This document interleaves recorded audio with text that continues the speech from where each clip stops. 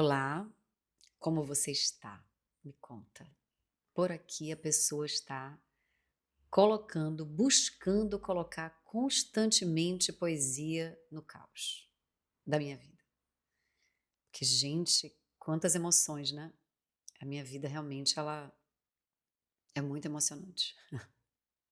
Principalmente depois que a pessoa passou a sentir, tá? Tenho falado muito isso aqui, porque antes era tudo mais anestesiadozinho. Então, é isso. Tinha pouco acesso a a minha própria realidade, sabe.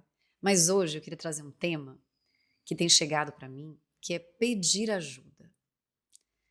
E aí, eu comecei a fazer uma retrospectiva para vir aqui falar sobre esse tema e vou trazer algumas nuances em relação a ele, não só a partir da minha história, como a partir do que eu leio, do que eu estudo, das mulheres que eu atendo, para que a gente possa ampliar um pouco essa discussão.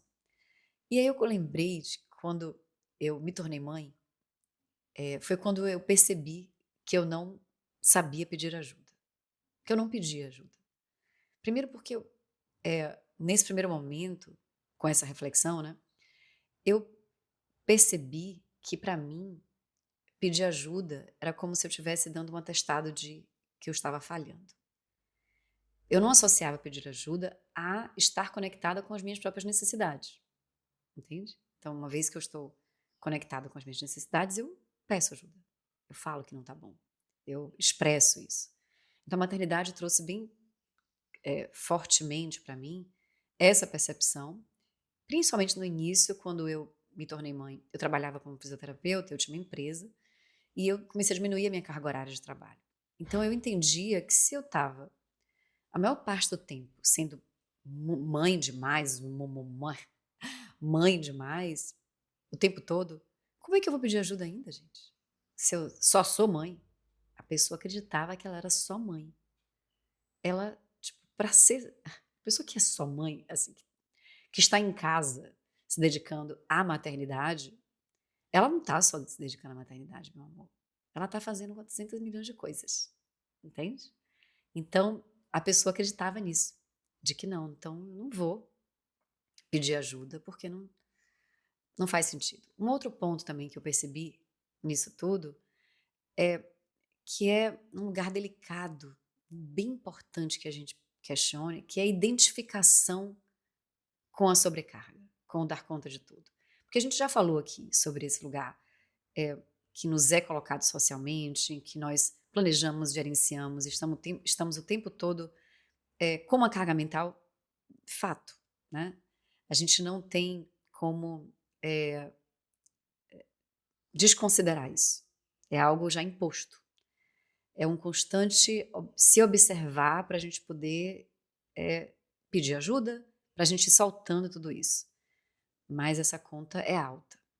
Só que tem um lugar que para soltar, que é justamente isso que eu estou falando, uma dessas solturas é pedir ajuda, é quando a gente se identifica com a sobrecarga, quando a gente se identifica com esse papel da mãe mártir, entende? Então isso vira a minha própria identidade. A minha identidade é ser essa pessoa que vive sobrecarregada e que quer provar para si mesma que é uma boa mãe, que quer provar para si mesma que é uma mãe perfeita, sabe? Então esse é um lugar, e aí, obviamente, se eu tô nesse lugar, eu vou estar controlando muito mais, porque eu me identifico com ele. Eu preciso provar que eu sou muito, que eu consigo dar conta de tudo isso. Então eu vou controlar tudo e todo mundo que está ao meu redor. Óbvio que é esse lugar que nós somos vistas, entende? Então esse é um gatilho muito importante com a história da gente, com a questão cultural e social, porque como nós somos vistas a partir disso, é muito fácil a gente se enganchar nesse reconhecimento, entende? A gente não tem um, um reconhecimento social, um olhar, um, um solo fértil para que nós possamos não nos identificarmos com esse lugar. Vocês entendem o que eu estou falando? Pelo contrário, a gente é capturada para esse lugar. E aí, quando a gente se identifica com ele pela nossa própria história, ou pela nossa condição, pela circunstância de vida que a gente está, minha colega, é babado. É um lugar muito apequenado, né? Muito adoecedor, sabe? E importante de se observar para sair desse lugar, né? Para a gente poder pedir ajuda, por exemplo. A gente sair desse lugar, dessa identificação, e aí vem, né? Eu estou falhando, né? Eu não posso demonstrar a minha fraqueza, as minhas fraquezas. E quando a gente também está controlando tudo, gente, o controle, ele não dá espaço para ninguém, entende? Não cabe. Peraí que minha mãe tá me ligando. Acho que voltou agora. É, a gente não consegue. Agora, como é que a pessoa raciocina? Bom, quem mandou não botar no Wi-Fi, né? Ok, vamos lá. A gente termina. Sim, o controle. A gente termina. Esse controle, ele não permite que ninguém entre, entende? Então a gente fica presa nesse lugar e dentro dessa roda de hamster, cada vez mais sobrecarregada e distante de si. E eu percebo na minha trajetória que eu já me vi nesse lugar. Esse foi um lugar que eu já ocupei e que era, assim, para mim, não chegou a ser adoecedor, mas foi um lugar em que eu me perdi, assim, né? Eu fiquei tipo, cadê a Orjana? Quem é essa pessoa? Eu me lembro que um dos momentos que isso aconteceu foi quando eu morava em Serra Grande e que eu me lembro que eu morava numa casa, eu já falei isso aqui para vocês, enfim, cachorro, companheiro legal, crianças, escolas com projetos maravilhosos, praia. E eu estava passando no banheiro, assim, e eu, tipo, sabe quando você tá fazendo as coisas, aí você para, se olha de novo, se olha dentro da bolinha do olho, fala, não tá bom, né? Mas era pra estar, querida. Era pra estar feliz. Como assim não tá bom? Agradece. Mas não tava. E ali eu meio que, tipo, não, peraí, né? Eu tinha uma professora que ela falava, é bom de vez em quando dar uma boa observada no espelho em si mesma, olhar nos próprios olhos, dar uma conferidinha. Esse dia eu tive um choque de realidade, assim, de tipo, eu preciso olhar para o que está rolando aqui.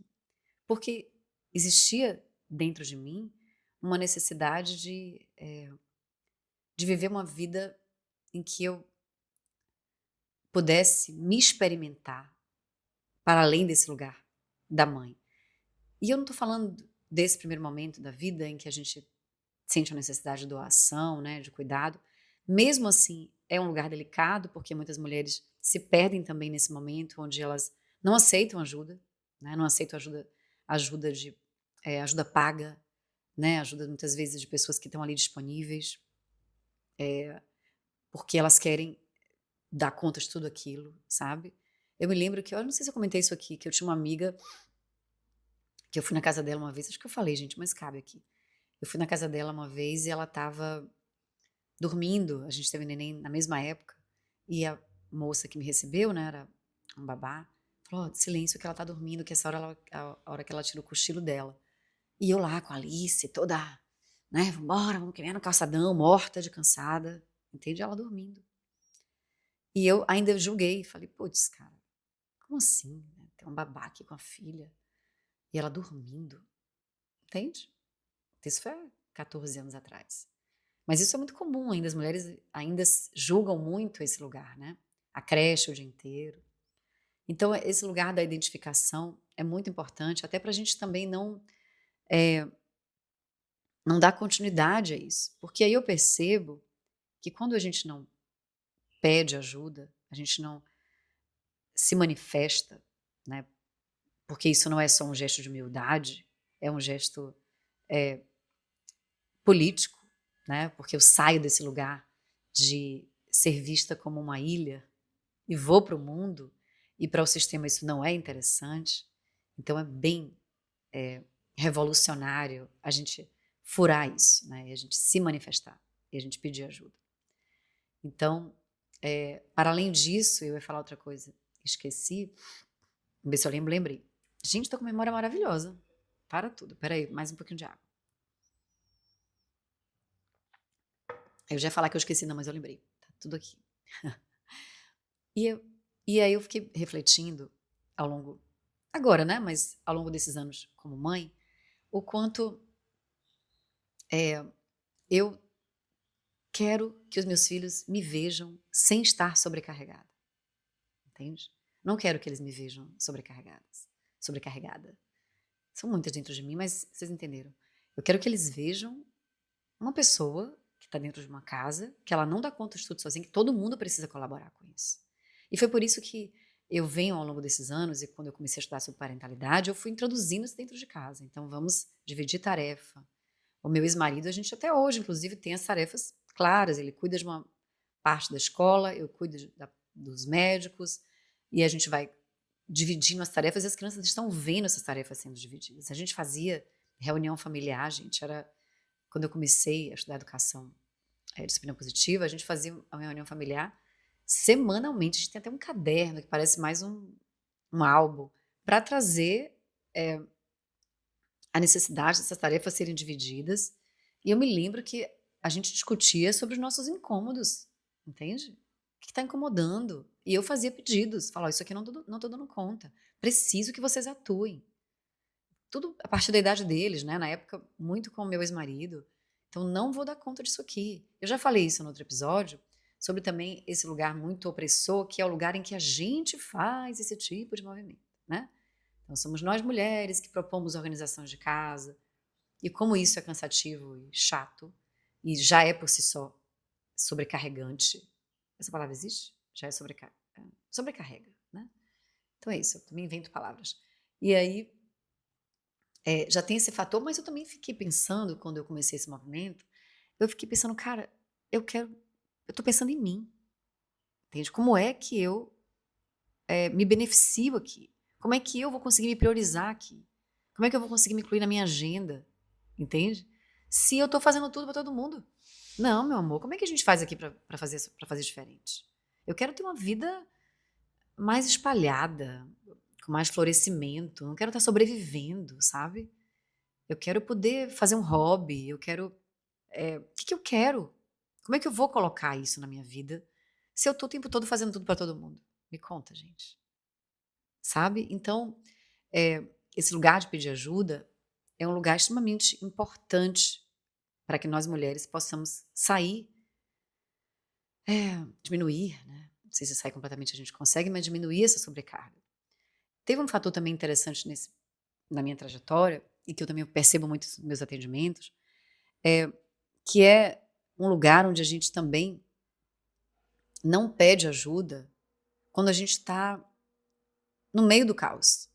Então eu tinha, por exemplo, um perfil de só pedir ajuda depois que eu estava com tudo organizado. Mais água. Então, eu passava pelo caos, tinha uma questão difícil, ansiedade e tal. Depois eu ligava para as minhas amigas mais próximas para contar o que tinha acontecido, como eu tinha resolvido. Eu comecei a ligar no meio do caos, para quem de fato eu sabia que eu podia contar. Cara, como isso foi libertador para mim, porque isso me trouxe um lugar de vulnerabilidade nas minhas relações e de uma proximidade muito grande de humanidade comigo, entende? De humanizar quem eu sou. Porque esse lugar que a gente ocupa muitas vezes de sobrecarga, de ocupar, de achar que a gente pode ocupar todos os espaços, de não buscar muitas vezes rede de apoio, de não ser rede de apoio, é um lugar também em que a gente fica muito fora da nossa humanidade. Não dá, gente. É desumano. A pessoa que não dorme, ela não raciocina. Tem coisas que são óbvias. Uma única pessoa não pode dar conta de tudo numa casa. Entende? São coisas que a gente vai naturalizando. Então a gente vai fazendo. E aí a gente está hoje com um adoecimento muito grande. As mulheres estão adoecidas, com depressão, com diversos, enfim, diagnósticos, muito pelo ambiente que vive, por essa normalização. Entende? Eu estava conversando esses dias com uma amiga e ela estava vivendo uma situação particular em que ela estava sem querer deixar o filho fazer uma viagem, uma situação específica com a família, porque ela achava que para aquela criança não ia ser bom e etc. E aí a gente começou a conversar sobre isso, sobre o quanto a gente acredita que a gente pode ocupar todos os espaços, todos os todas as relações na vida dos nossos filhos, né. É muito bizarro isso, porque os nossos filhos também vão precisar, a partir de outras relações, se conhecer a partir de outras relações e se deslocar também, né. Como é que é estar sem a minha mãe aqui? Como é que eu vou dar conta disso aqui, sabe? Quem é essa pessoa na vida dessa criança? Eu, por exemplo, eu já falei de Sueli aqui, né, eh, ela trabalha aqui em casa, ela recebeu muito bem a gente aqui em Lauro de Freitas, e hoje ela vem uma vez por semana na minha casa. Desculpe que a pessoa ainda tá assim, com o restinho de gripe. Ela tem uma relação com o Romeu que é assim, cara, é incrível, assim, o Romeu tem uma ligação com ela que com poucas pessoas eu vejo essa relação que ele tem com ela. E aí, faz o quê? Vai alimentar ciúme, vai pedir pra, eh, sei lá, fazer chantagem com a criança, sofrer. Eu tô falando isso aqui, eu conheço uma galera que vive nesse sofrimento, tá, e totalmente distante de si, dessa necessidade de se espalhar no mundo, sabe, de viver enquanto se é mãe não pode ser mulher? É isso, gente? Tem prazo de validade? Então tá, então deixa a criança crescer, né, que aí eu vou ser mulher. Como assim? Tudo bem que existem concessões, né, a gente vai abrindo mão, é diferente do sacrifício. Sacrifício é pesado para o corpo, para a alma, enfim, não faz sentido. Mas abrir mão a gente vai compreendendo o que faz aquilo tá e também o prazer que a gente tem em estar ali perto, cuidando. Mas tem um lugar dessa relação que diz muito do movimento que a gente faz por nós. É o que a gente mais entrega de presença, é a partir do momento que a gente está fazendo pela gente. Então, o que você gosta de fazer, sabe? Para você poder buscar o que você gosta de fazer, você vai precisar pedir ajuda. Você vai precisar dizer não, entende? Vai precisar fazer concessões em relação à maternidade, sabe? Então, peraí, mais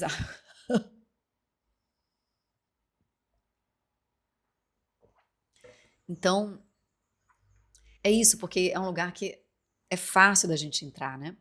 Agora, por exemplo, a Alice fez uma live, não sei se vocês viram, para divulgar o livro dela, tá no meu perfil do Instagram. E aí ela. A pessoa tá suada ainda, gente. E aí ela falou dos personagens do livro, e ela falou que de todos os personagens, do pai, do irmão e tal, e que a minha ela tinha tirado do livro. E aí em outros tempos, gente, eu ia ficar assim, tipo, como é que tira a mãe? Me conta. E eu olhei, achei tão fofo, sabe, todo o processo que ela tá vivendo, tudo. E falo isso pra vocês porque eu tenho conversado não só com as mulheres que eu atendo, mas com algumas amigas que os filhos estão crescendo e que esse lugar é extremamente doído. Tipo, como assim não me mencionou? Como assim não me colocou? Por que não tem saudade de mim? Por que não lembra de mim quando vai embora? Como se isso fosse algo palpável, né? Mas assim, você entende? É como se a nossa vida agora, enquanto mães, a gente resolvesse ser coadjuvante. Quando eles crescerem, a gente resolve ser protagonistas. Como é que é isso? Para de existir? Ou diminui a existência? Sabe? E eu não estou falando de você que é mãe, que gosta de ficar imersa na maternidade. Mesmo você que gosta de ficar imersa na maternidade, né? Para que você possa ter uma relação saudável, para que essa criança não carregue esse peso de toda uma dedicação, de todo um sufocamento. Não estou falando de dedicação, de todo um sufocamento em cima dela, de que ela é minha própria existência, e agora que ela está crescendo, o que vai ser de mim? É muito importante que você tenha contato com a mulher que você é para que isso não aconteça, entende? É óbvio que isso não é uma conta matemática, enfim, mas dentro desse universo a gente se perde muito, gente. E aí a gente fica muito à mercê dessa relação com nossos filhos e muito distante de nós mesmos. A gente vai se desencantando com a vida, distante do que nos preenche. E pedir ajuda é um movimento para isso, sabe? É um lugar onde você se abre, né, para quem são essas pessoas que você pode contar. Eu sou uma pessoa que eu não meço esforço para pedir ajuda hoje com relação aos meus filhos. Eu moro no condomínio aqui, eu ligo para todas as mães do condomínio. Gente, estou precisando sair. Às vezes eu me sinto desconfortável, de tipo, pô, estou indo fazer uma farra. Isso acontece. Isso vem, eu sinto, mas vou. E é isso, entende? Vambora. Eu já tive tempos em que eu não fazia isso, porque eu falava: "Cara, poxa, eu vou incomodar, sabe, deixa aqui, dou um jeito, fico aqui mesmo". E a gente não tem tempo, né, pra deixar pra lá. A nossa vida acontece agora. Nós somos protagonistas das nossas vidas agora. É agora que a gente precisa fazer esse movimento, gente. Então, peçam ajuda, criem suas redes de apoio, sejam redes de apoio, façam esse tipo de movimento. Hoje eu tenho uma comunidade no WhatsApp que eu tenho, não só no WhatsApp, como uma comunidade na plataforma, em que eu busco esse movimento, para que nós mulheres possamos estar entre mulheres, buscando esse apoio, buscando perceber que nós podemos, que às vezes uma escuta, né, um carinho, um reconhecimento, faz com que a gente já volte para a vida e tenha insights e percepções e a vida aconteça agora, né, porque é agora que a gente está viva, esse é o momento.